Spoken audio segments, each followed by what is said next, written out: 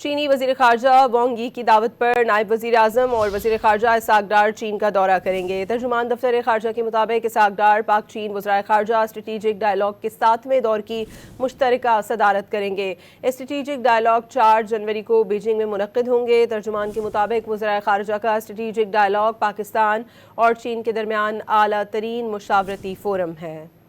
چینی وزیر خارجہ وانگ یی کی دعوت پر نائب وزیر اعظم اور وزیر خارجہ اسحاق ڈار چین کا دورہ کریں گے۔ ترجمان دفتر خارجہ کے مطابق اسحاق ڈار پاک چین وزرائے خارجہ اسٹریٹجک ڈائیلاگ کے 7ویں دور کی مشترکہ صدارت کریں گے۔ اسٹریٹجک ڈائیلاگ 4 جنوری کو بیجنگ میں منعقد ہوں گے۔ ترجمان کے مطابق وزرائے خارجہ کا اسٹریٹجک ڈائیلاگ پاکستان اور چین کے درمیان اعلیٰ ترین مشاورتی فورم ہے۔